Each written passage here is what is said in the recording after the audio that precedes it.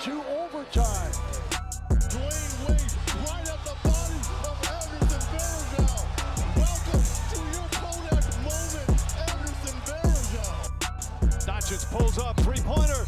Bang! Bang! It's good! Doncic wins the game at the buzzer!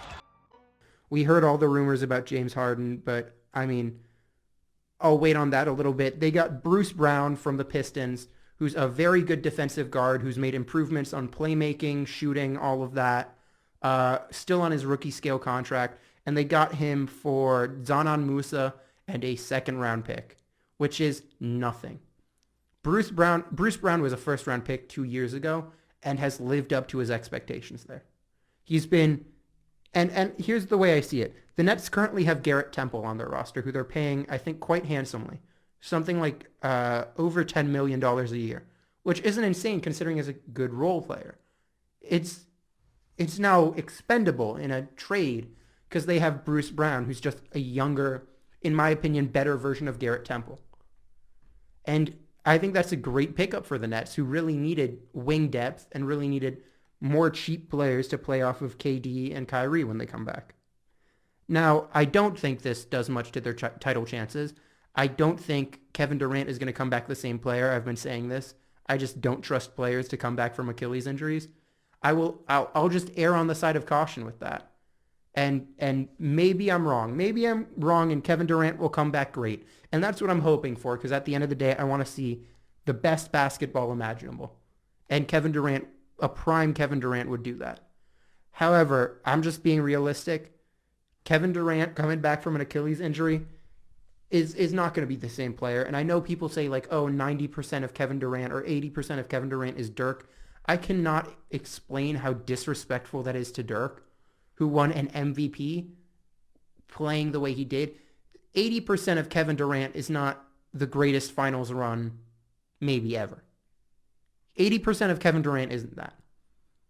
And I think Dirk has become one of the more underrated players in history just because people remember, the now 41-year-old that fans are thinking back on, who couldn't move his feet on defense, ran slower than I would after not eating for 4 days.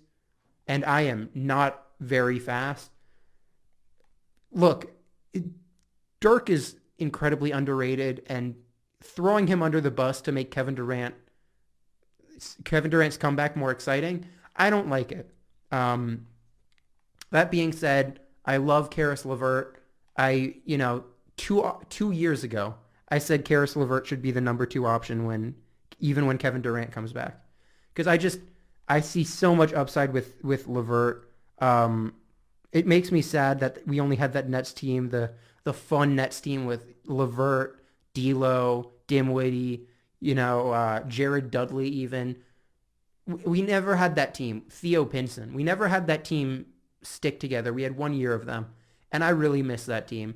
But look, the Nets are going to try to say that they're title contenders this year. It all comes down to how good Kevin Durant is going to come back, and I'm not sure it's going to be that great.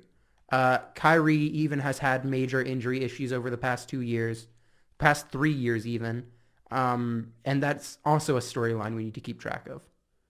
You can't win when your best players are playing 50 games a year, 50, 60 games a year.